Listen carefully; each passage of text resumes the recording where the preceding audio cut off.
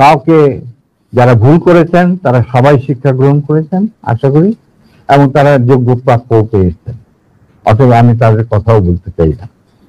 আসসালামু আলাইকুম সুপ্রিয় দর্শক এবং শ্রোতা, দেশ এবং দেশের বাহিরে যে যেখান থেকে দেখছেন সবাইকে একরাশ প্রীতি এবং শুভেচ্ছা। দর্শক শ্রোতা, আপনারা ইতিমধ্যে অবগত আছেন যে গতকাল রাতে ইলিয়াস হোসেন ইউটিউব চ্যানেল থেকে ইলিয়াস এবং মেজর ডালিমের একটি কথোপকথন অর্থাৎ লাইভ প্রোগ্রামটি ভাইরাল হয়ে গিয়েছে তুমুল আকারে, বিশ্ববাসী সেটা দেখছে।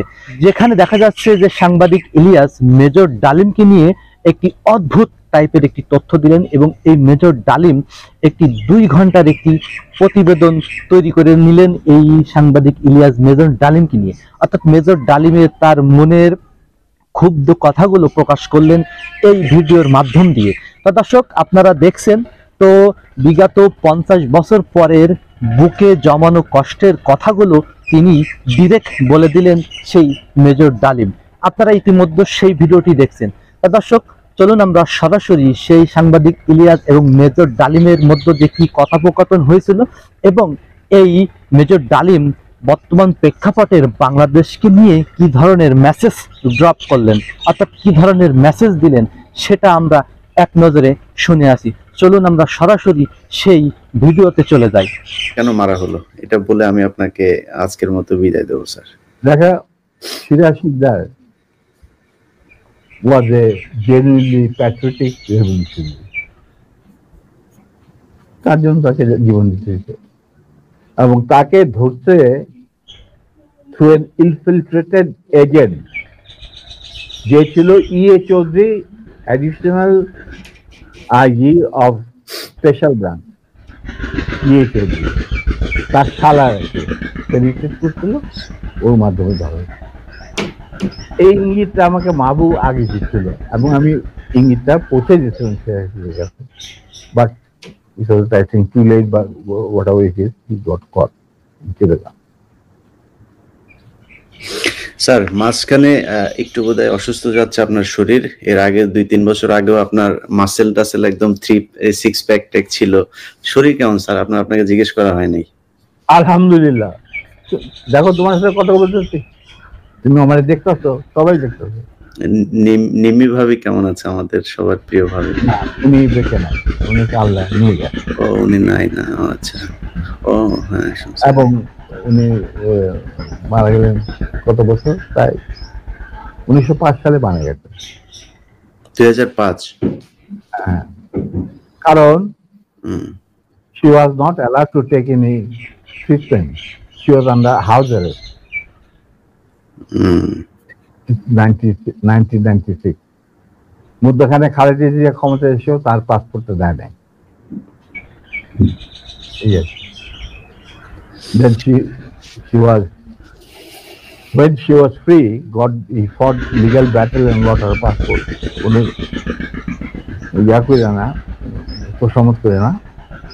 দুজো Kamal Siddiqui wanted to do that, যে ম্যাডামের সাথে একবার দেখা, অন্য ম্যাডামের সাথে দেখা করবো। যাই হোক, legally he got it back, she got it back. তখন it was the 4th stage of cancer. তো যখন তোমার 4th stage ক্যান্সার চলে যায়, তখন সেই যুগে কোন চিকিৎসা, আমি অনেক জ্ঞান নিয়ে গেছি, কি করতে পারি। যাক, প্রিয় দর্শক, মেজর আমাদের প্রিয় এই জাতির সূর্য সন্তান ডালিম, আপনাকে অসংখ্য ধন্যবাদ। আমরা 50 বছর পরে হলেও অন্তত আপনার কথা শুনতে পেরেছি, এটা আমাদের জন্য অনেক বড় পাওয়া। আজকে আমার চ্যানেলে আমি সবশেষ দেখেছি 8 লাখ মানুষ একসাথে দেখছিলেন। আমার মনে হয় এই রেকর্ড বাংলাদেশের ইতিহাসে আর কখনোই হবে কিনা জানি না। শুধু ভিডিও দেখা না, বাংলাদেশের মানুষের কাছে আমার অনুরোধ থাকবে, উনি মাঝে একটু কথা বলেছেন যে শেখ মুজিব ওনার স্ত্রীর সাথে গাজী গোলাম মোস্তফা, যিনি কিনা শেখ মুজিবের এই লুটপাটের সহযোগী, ঢাকা জেলা আওয়ামী লীগের সভাপতি ছিলেন এবং রেড ক্রসের প্রেসিডেন্ট বানিয়েছিলেন, একজন খুব সৎ বিচারপতিকে সরিয়ে দিয়ে তাকে বসিয়েছিলেন এই চেয়ারে। তো এই শেখ মুজিবের মুখের কথা এবং কাজের মধ্যে কতটা তফাৎ, সেটা ওনার একটা বক্তব্যে শুনলেন। ওনার স্ত্রীকে তুলে নিয়ে গেলেন, আবার ওনাকে চাকরিচ্যুত করেছিলেন। তো আমরা এই জিনিসগুলো ভুলে যাই। শেখ হাসিনা গত 15 বছরে সেই বিডিআর হত্যাকাণ্ড থেকে শুরু করে, আমি কালকে বিডিআর হত্যাকাণ্ডের সেই ফুটেজগুলো দেখছিলাম, হেফাজতের হত্যাকাণ্ড, বিভিন্ন মানুষকে ধরে নিয়ে যে হত্যা করা, মানুষকে ক্যান্টনমেন্টের ভেতরে পাকিস্তান সেনাবাহিনীও তো বাংলাদেশের সেনাবাহিনীর যাদেরকে আটক করেছিল এইভাবে আয়না ঘরের মধ্যে রাখে নাই। তো এগুলো আমরা ভুলে যাই বলে আবার মাঝে মধ্যে এ ধরনের স্বৈরাচার আমাদের ঘাড়ে চেপে বসে। আমার মনে হয় আমাদের এই দাবিটা তুলে আনা উচিত যে আমরা মেজর ডালিম বীর উত্তম তাকে আমরা ফেরত চাই, এবং বাংলাদেশ সরকারের কাছে আমার অনুরোধ থাকবে, বিশেষ করে বিএনপির কাছে আমার অনুরোধ থাকবে যে মেজর ডালিমের কাছে আমি অনেক দিন ধরেই এই অভিযোগটা শুনছিলাম যে মেজর জিয়াউর রহমান সাহেব ওনাদের প্রতি সুবিচার করেন নাই, এবং আজকে বেগম খালেদা জিয়া আছেন, তারেক রহমান আছেন, আপনাদের কাছে অনুরোধ থাকবে ভারতের সাথে মিলেমিশে থাকতে চেয়ে তাদের অনুকম্পা পেয়ে ক্ষমতায় থাকবেন, এই স্বপ্ন যতবার দেখবেন ততবারই 21শে আগস্টের মতো, ততবারই 10টা আগস্ট মামলায় যেভাবে আপনাদেরকে ফাঁসানো হয়েছে এভাবেই ফাঁসতেই থাকবেন। তো আপনাদের একটা পক্ষ নিতে হবে। বাংলাদেশের মানুষ এই ভারতকে কতটা ঘৃণা করে এবং পাকিস্তানকে কতটা পছন্দ করে সেটা আজকের এই মেজর ডালিমকে নিয়ে আমার যে অনুষ্ঠান সেটা প্রমাণ করে দিল। এবং মেজর ডালিমরা সরাসরি তো তারা শেখ মুজিবের হত্যার সাথে জড়িত, উনি সেই হত্যায় জড়িত ছিলেন কিনা না ছিলেন আমি সেই কোশ্চেন করিও না, সেটা কোনোদিন করব না, কিন্তু সেই পক্ষে উনি কাজ করেছেন এবং শেখ মুজিবের বিপক্ষে উনি ছিলেন এবং শেখ মুজিবের ক্ষমতাচ্যুত করার পক্ষে উনি ছিলেন। সেই আমি মেজর ডালিম বলছি, সেই বক্তব্যের মধ্যে দিয়ে আমরা প্রমাণ পেয়েছি। কিন্তু আজকে এই মেজর ডালিম যদি নাকি সেই কাজটা না করতো তাহলে বাংলাদেশ কোথায় যেত, কি হতো, সেটা আমার মনে হয় একটু চিন্তা করে তার প্রতি ন্যায় বিচার করা উচিত। এবং সেই সম্মানটা যদি শেষ বয়সে জনাব মেজর ডালিমকে আমরা যতটা ইয়াং ম্যান হিসাবে দেখছি, ওনার বয়স 80-র উপরে, আপনার 85 তাই না স্যার? না 75 যাক 75 বছর বয়স। তো 75 বছর বয়স অনেক বয়স। উনি দেখতে অনেক ইয়াং, যদিও খুবই নিজের শরীরের প্রতি উনি খুব যত্নবান, এখনো জিম করেন নিয়মিত। তো আমার মনে হয় যে এই মানুষটার এখনো বাংলাদেশকে দেওয়ার অনেক কিছু আছে। আর যাই হোক, তারা কখনো বাংলাদেশের পক্ষে কাজ করবে না। আমি তারেক রহমান এবং বেগম খালেদা জি আপনাদের কাছে অনুরোধ থাকবে তার ব্যাপারে একটু সদয় হবেন, এবং আমার বিশ্বাস যে তাকে যদি যথাযথ সম্মান দেওয়া হয় তাহলে তিনি আবারও দেশে যে এই দেশের হাল ধরবেন। বীর যোদ্ধা, আপনাকে অসংখ্য ধন্যবাদ। আপনার অনেক ব্যস্ততার মাঝে আমাদেরকে সময় দিয়েছেন। যদি জাতির উদ্দেশ্যে আর কিছু বলার থাকে।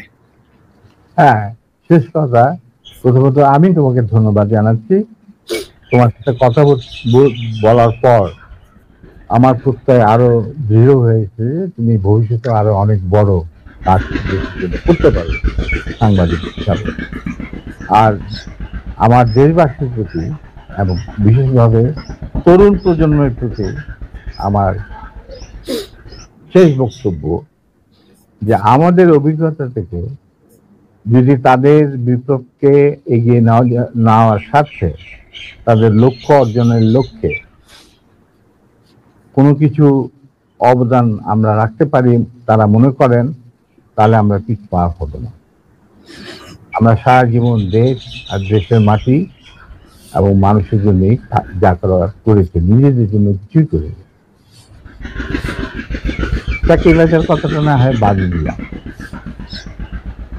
আমি কাউকে, যারা ভুল করেছেন তারা সবাই শিক্ষা গ্রহণ করেছেন আশা করি, এবং তারা যোগ্য প্রাপ্য পেয়েছেন। অতএব আমি তাদের কথাও বলতে চাই না।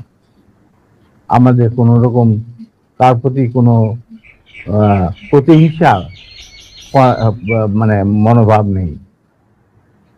যার মতো কাজ করেছেন আল্লাহ তার বিচার করবেন, এবং বিচার হয়ে গেছে, কিছু বিচার বাকি হয়ে গেছে, তা আল্লাহ। এবং আমরা যা কিছু করেছি সেটাও আল্লাহরই হুকুমে হয়েছে। এরকম মেজর ডালিম হয়তো অন্য কেউ হতে পারে। এটি আমার শেষ কথা। আমি তোমার মাধ্যমে দর্শক, আপনারা ইতিমধ্যে সেই সাংবাদিক ইলিয়াস এবং মেজর ডালিমের সেই কথোপকথনটি শুনে ফেললেন এবং অবগত হতে পারলেন বিগত দিনের যে বিষয়টি, অর্থাৎ বিগত 50 বছরে যে কথাগুলো বুকের ভিতরে চাপা দিয়ে রেখেছিলেন সেটাও প্রকাশ করে দিলেন। তা সব বন্ধুরা, আজকে ভিডিওটি এ পর্যন্ত। ভিডিওটি ভালো লাগলে একটি লাইক দেবেন। এরকম ধরনের আরো নিত্য নতুন নতুন নতুন ভিডিও দেখতে আমাদের চ্যানেলটি সাবস্ক্রাইব করতে ভুলবেন না। ধন্যবাদ সকলকে, ভালো থাকুন, সুস্থ থাকুন, আল্লাহ হাফেজ।